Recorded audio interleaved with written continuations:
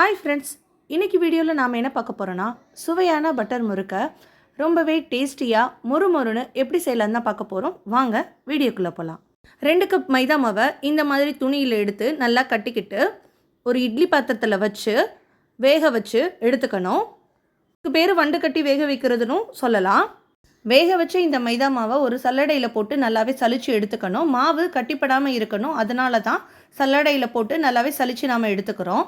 சலிச்சு எடுத்த இந்த மாவு கூட 2 டீஸ்பூன் வெண்ணெய், கொஞ்சம் பெருங்காயத்தூள், 1 டீஸ்பூன் எள்ளு இதுவும் சேர்த்து போட்டுக்கோங்க.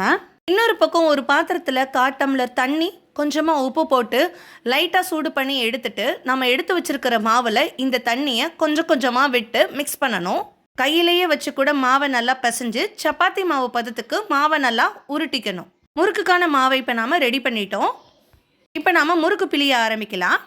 பட்டர் முறுக்குக்கு இந்த மாதிரி சிம்பிள் போட்டிருக்கிற அச்சை எடுத்துக்கிட்டு முறுக்கு குழலில் போட்டு நம்ம ரெடி பண்ணி வச்சுருக்கிற மாவை இதில் போட்டு முறுக்கு பிழிய ஆரம்பிக்கலாம். முறுக்கை இந்த மாதிரி பேப்பர்லேயும் போட்டு பிழிஞ்சிக்கலாம், இல்லைன்னா கரண்டியில் போட்டும் பிழிஞ்சு ரெடி பண்ணிக்கலாம்.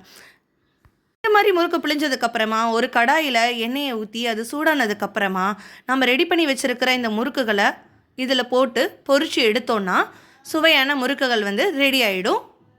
மறக்காமல் லோ ஃப்ளேமில் வச்சே பொரிச்சு எடுங்க. இந்த மாதிரி முறுக்கு வந்ததுக்கப்புறமா நாம் எடுத்துடலாம்.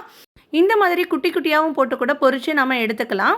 பாருங்க, பார்க்குறதுக்கே சூப்பராக இருக்குல்ல. பார்க்குறதுக்கு மட்டும் இல்லை, சாப்பிட்றதுக்கும் சூப்பராக தான் இருந்துச்சு. ரொம்பவே கிறிஸ்பியாக மொறுமொறுன்னு இருந்தது. நீங்களும் இதை மறக்காமல் செஞ்சு பார்த்துட்டு சொல்லுங்கள். இந்த வீடியோ உங்களுக்கு பிடிச்சிருக்குன்னா லைக் பண்ணுங்கள், கமெண்ட் பண்ணுங்கள், மறக்காமல் நம்ம சேனலை சப்ஸ்கிரைப் பண்ணுங்கள்.